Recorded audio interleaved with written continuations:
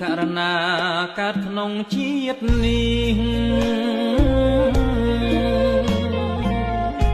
ស្ដាប់ស្គាល់វិសេងធម៌នៃព្រះសាស្តា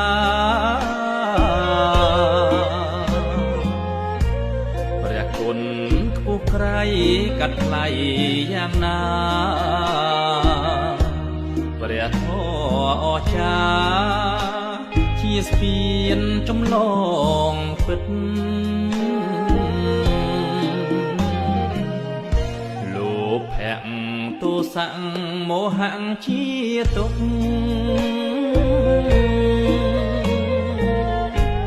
មកច្រានក្តីសុខឃ្លាតគ្មានអាណិត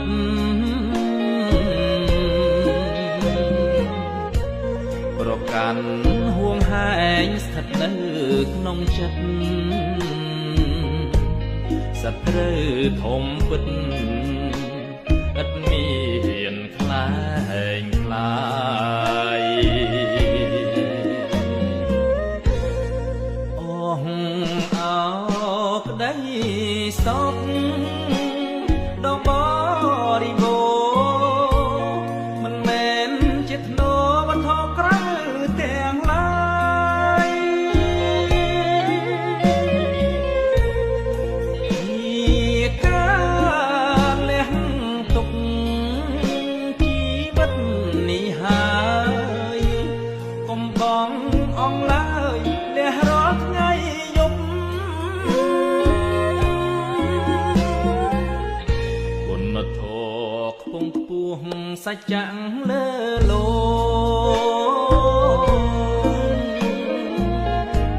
ព្រះធម៌នាំមកប្រងសត្វមិនឈប់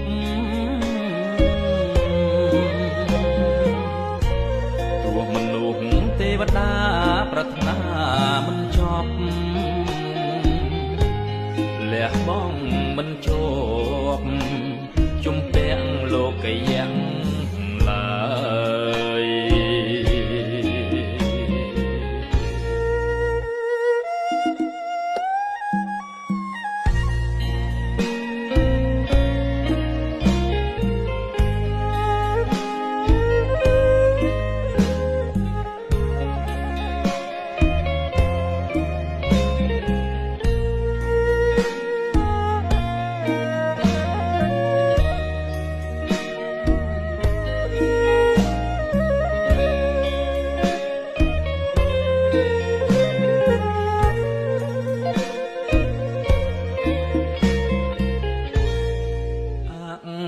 រិយសាច់ចាក់ត្រាស់ដឹងទាំងបួនធម៌អង្គជាក្បួនអវាទទាំងឡាយសត្វធាសាលទៀនបញ្ញានិងហើយប្រយោជន៍ជាត្រើយចាផុតទុំ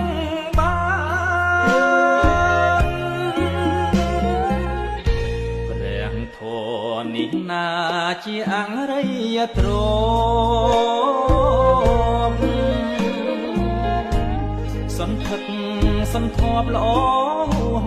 ប្រមាណបើកើតមានពិតស្ថិតក្នុងសន្តានគង់សល់ខាងខានដល់ឋា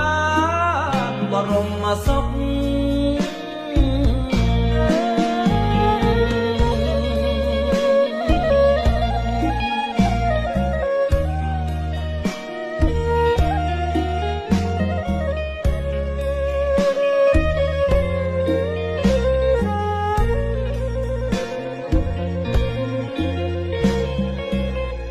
បាយដែរ